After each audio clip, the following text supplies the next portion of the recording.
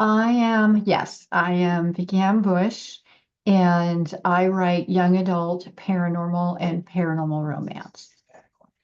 What got you into writing paranormal romance and mystery?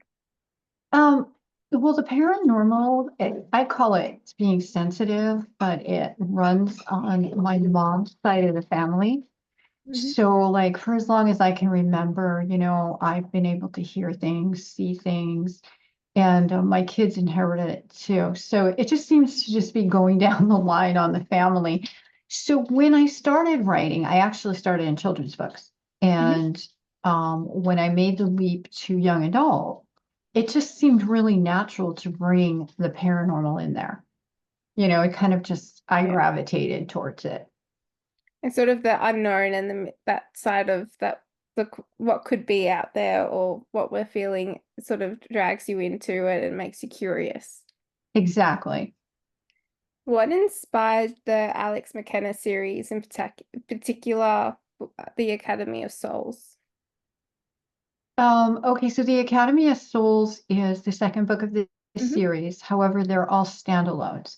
So, you don't have to read the first one to read the second one. There's more family in the first one, so you kind of get that background for Alex. But Alex McKenna is a 17-year-old transgender boy with psychic abilities, and the focus of the books is his psychic abilities, his growing capabilities. As he gets older, he gets more powers and they become stronger. The transgender is sprinkled in enough for the reader to know that Alex is transgender and he is going through that journey. But that's not what I wanted. I wanted for especially the transgender teen community to be able to pick up the book and be able to relate to the Mm. character, but also just be drawn into the paranormal. It's always really good to see more representation and people being able to connect to those type to characters that sort of mimic and mirror what they're going through so they can actually see themselves as they're reading.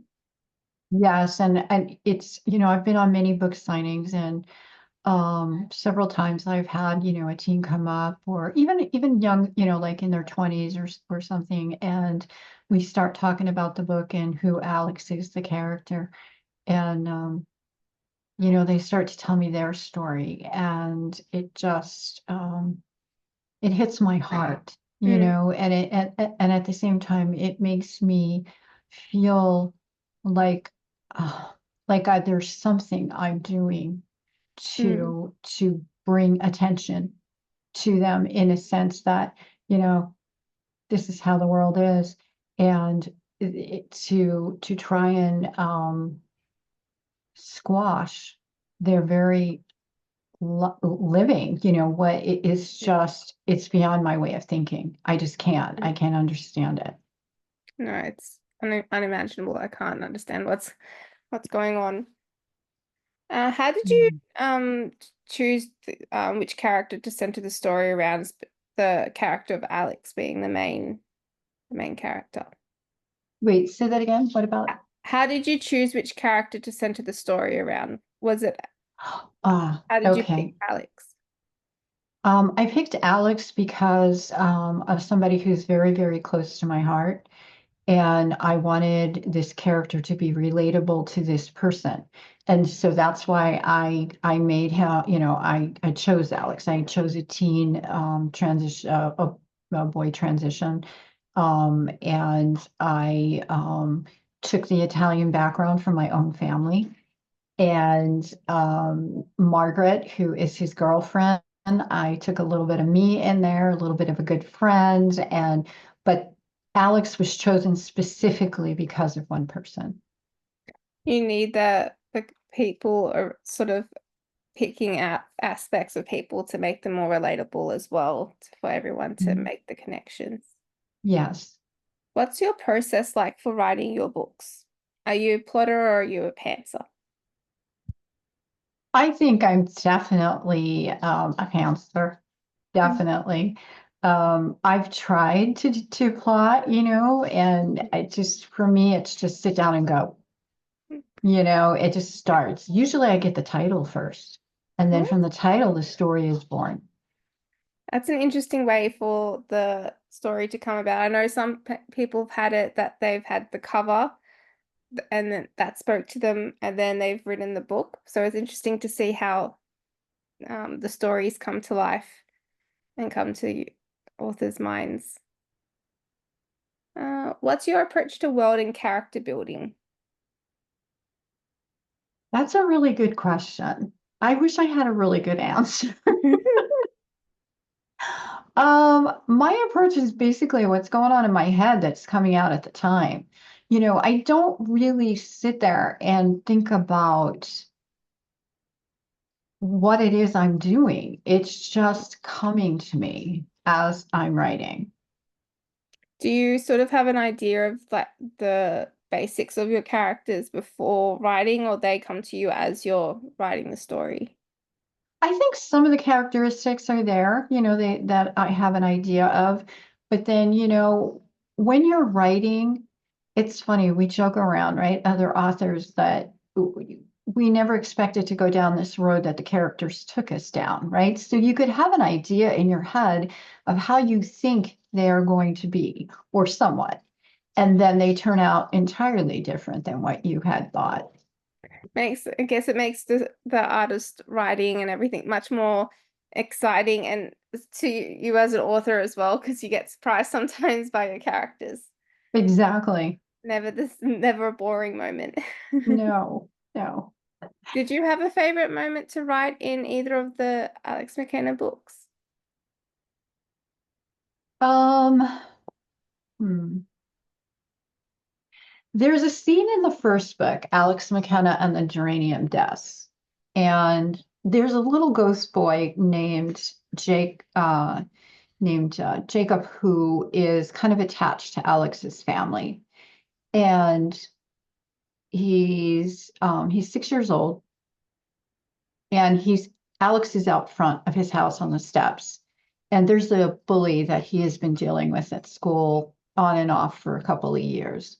And Alex kind of pretty much is at the point where he just ignores them. He doesn't even really engage much. Mm, But he's out there and he's talking to Jacob, and nobody can see Jacob. Okay. So the bully happens to see this, and he comes over and starts egging on Alex, and he starts, being cruel. And at one point, Alex just kind of has enough, and he just is basically insults him.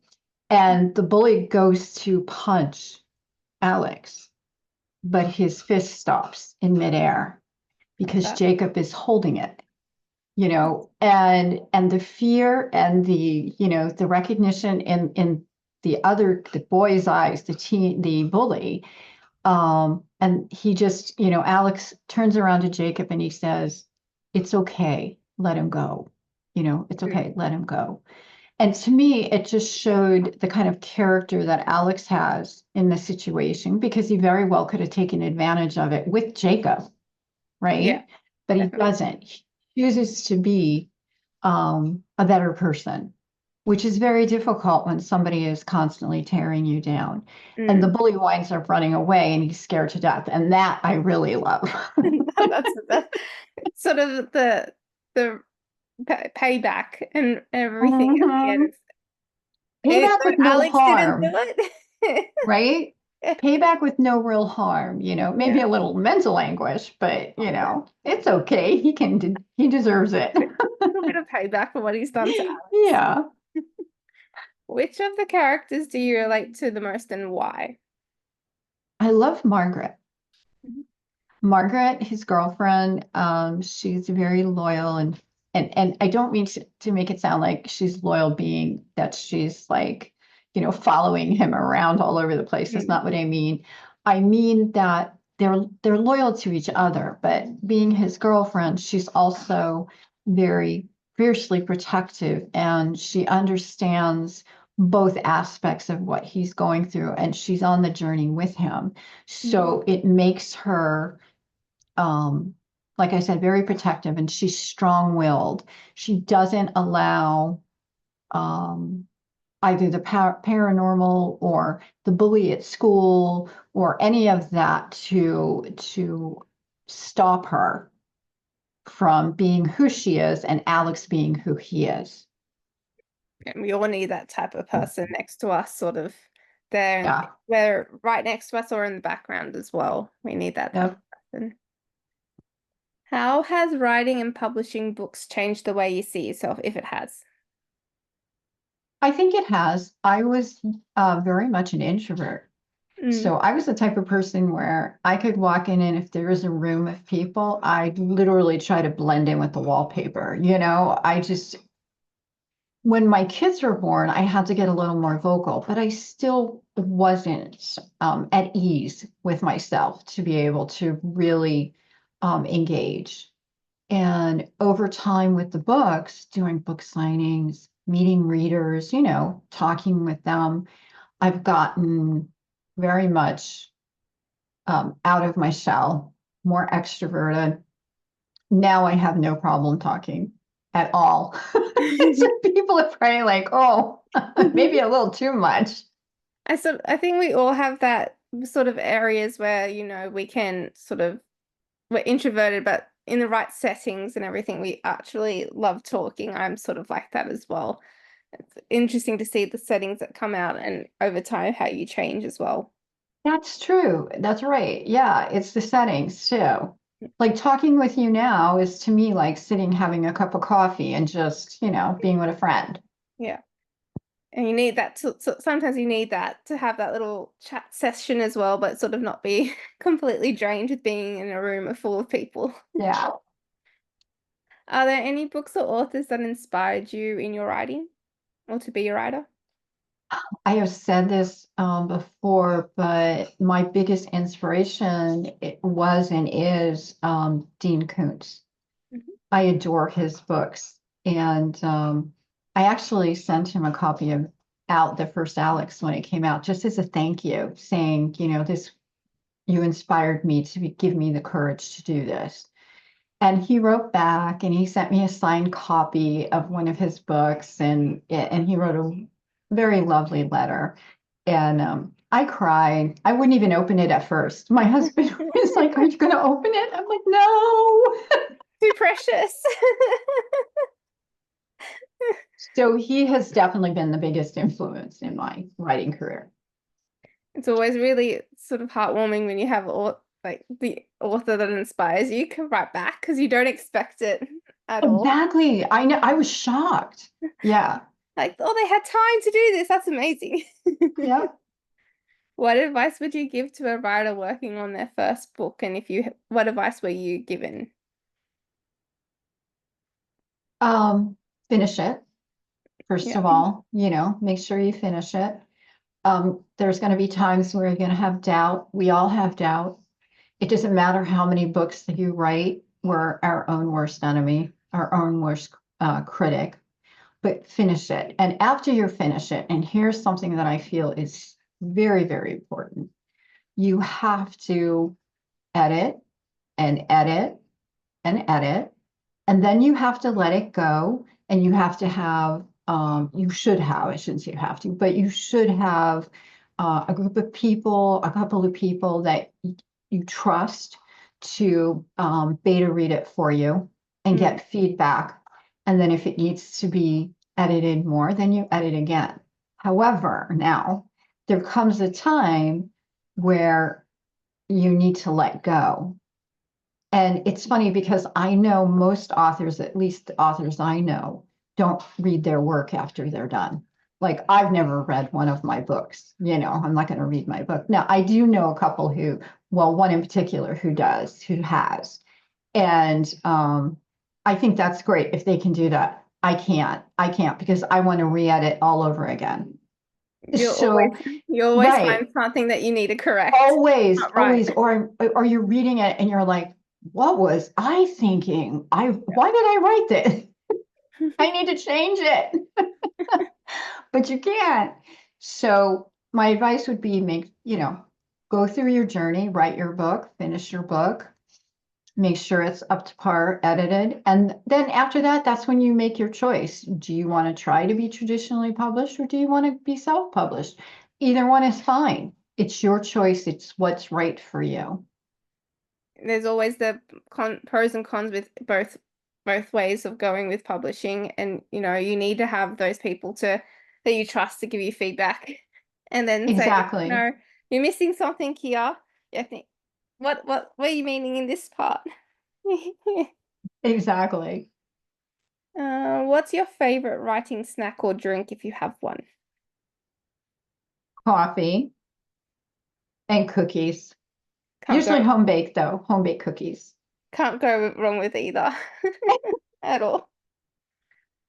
Do you play music while you write? And if so, what's your favorite type of music?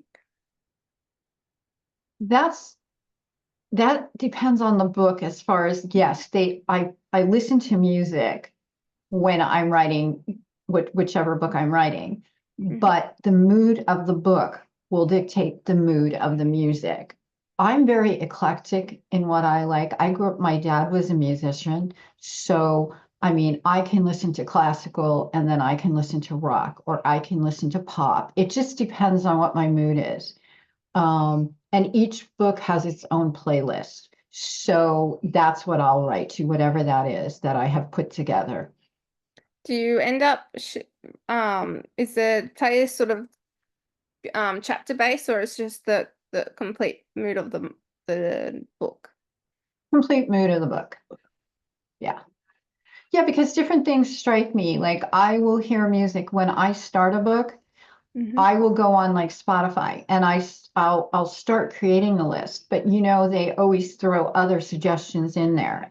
And that's how I find a lot of songs because it's like it may be something I've never heard before and I'm like, "Oh my God, this really fits this," and then add it.